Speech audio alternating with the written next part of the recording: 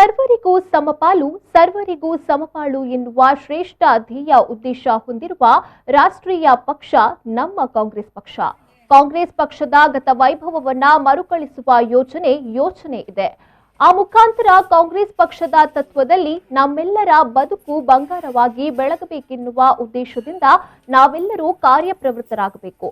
ಪ್ರತಿಯೊಬ್ಬರನ್ನ ವಿಶ್ವಾಸಕ್ಕೆ ತೆಗೆದುಕೊಂಡು ಪಕ್ಷವನ್ನ ಮುನ್ನಡೆಸಬೇಕೆಂದಿದ್ದೇನೆ ಎಂದು ವಿಟ್ಲ ಉಪ್ಪಿನಂಗಡಿ ಬ್ಲಾಕ್ ಕಾಂಗ್ರೆಸ್ ಅಧ್ಯಕ್ಷ ಡಾಕ್ಟರ್ ರಾಜಾರಾಮ್ ಕೆಬಿ ಅವರು ಹೇಳಿದರು. ಅವರು ವಿಟ್ಲ ಉಪ್ಪಿನಂಗಡಿ ಬ್ಲಾಕ್ ಕಾಂಗ್ರೆಸ್ ಕಚೇರಿಯಲ್ಲಿ ನಡೆದ ಗಣಹೋಮದ ಬಳಿಕ ವಿಟ್ಲ ಪಂಚಲಿಂಗೇಶ್ವರ ದೇವಸ್ಥಾನಕ್ಕೆ ತೆರಳಿ ವಿಶೇಷ ಪ್ರಾರ್ಥನೆ ನಡೆಸಿ ಕಚೇರಿಯಲ್ಲಿ ಪತ್ರಕರ್ತರೊಂದಿಗೆ ಮಾತನಾಡಿದರು. ಇಲ್ಲಿ ಧಾರ್ಮಿಕ ವಿಧಿವಿಧಾನ ಪ್ರಕಾರ ಗಣಹೋಮ ಆಯಿತು. ಆನಂತರ ಇಲ್ಲಿಯ ಶ್ರದ್ಧಾ ಕೇಂದ್ರ ಪಂಚಲಿಂಗೇಶ್ವರ ದೇವಸ್ಥಾನದಲ್ಲಿ ಪೂಜೆ ಸಲ್ಲಿಸಿ ಆಮೇಲೆ ಇದೊಂದು ಕ್ರೈಸ್ತರ ಶ್ರದ್ಧಾ ಕೇಂದ್ರವಾದ ನಾವು ಚರ್ಚಿಗೆ ಭೇಟಿ ಕೊಟ್ಟು ಪ್ರಾರ್ಥನೆ ಸಲ್ಲಿಸಲಿದ್ದೇವೆ.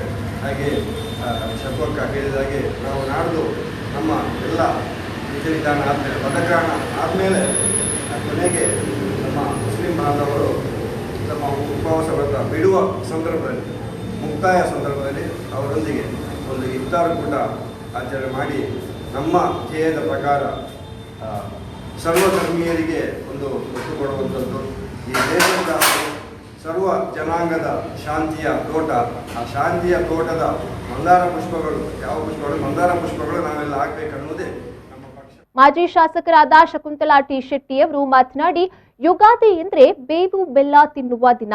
ಬೇವು ಎಂದರೆ ಕಹಿ, ಬೆಲ್ಲ ಎಂದರೆ ಸಿಹಿ. ಕಹಿಯನ್ನ ಮರೆತು ಸಿಹಿಯಾಗಿ ಬದುಕಲು ದಾರಿ ತೋರಿಸುವ ದಿನ ಯುಗಾದಿ. ಈ ಕಚೇರಿಯಲ್ಲಿ ಇರುವ ಕಹಿ ಶಾಶ್ವತವಾಗಿ ಮರೆಯಾಗಿ ಸಿಹಿಯಿಂದ ಕೂಡಿರಲಿ.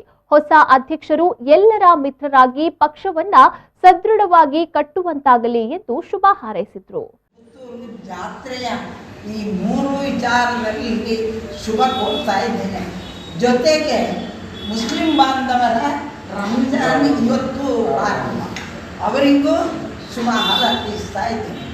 ಯುಗಾದಿ ಅಂದರೆ ಬೇವು ಬೆಲ್ಲ ತಿನ್ನುವ ದಿನ ಅಂತ ಲೆಕ್ಕ. ಬೇವು ಅಂದರೆ ಕಹಿ, ಆ ಬೆಲ್ಲ ಅಂದರೆ ಸಿಹಿ.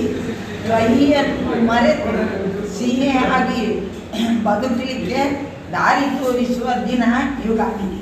ಇಲ್ಲಿ ಈ ಕಚೇರಿಯಲ್ಲಿ ಇದ್ದಂತಹ ಕಹಿಗಳೆಲ್ಲ ನಾಶ ಆಗಿ ಎಲ್ರಿಗೂ ಸಿಹಿ ಹಾಕಿ ಹೊಸ ಅಧ್ಯಕ್ಷರು ಸಿಹಿಯಾಗಿ ಎಲ್ಲ ಜನರ ಆತ್ಮೀಯ ಮಿತ್ರನಾಗಿ ಆತ್ಮೀಯ ಬಂಧುವಾಗಿ ಪಕ್ಷವನ್ನು ಕಟ್ಟಲಿ ಅಂತ ಹೇಳುವ. ಇದೇ ವೇಳೆ ಜಿಲ್ಲಾ ಪ್ರಧಾನ ಕಾರ್ಯದರ್ಶಿ Praveen Chandra Alva, doctor Ramya Rajaram, MB Vishwanath Rai, block ಕಾರ್ಯದರ್ಶಿ ಅಶೋಕ್ ಡಿಸೋಜಾ, ಬ್ಲಾಕ್ ಕಾಂಗ್ರೆಸ್ ವಕ್ತಾರ ರಮಾನಾಥ್ ವಿಟ್ಲ, ಮಾಜಿ ಅಧ್ಯಕ್ಷ ಭವಾನಿ ರೈ ಹಾಗೂ ಮತ್ತಿತರರು ಭಾಗವಹಿಸಿದ್ರು.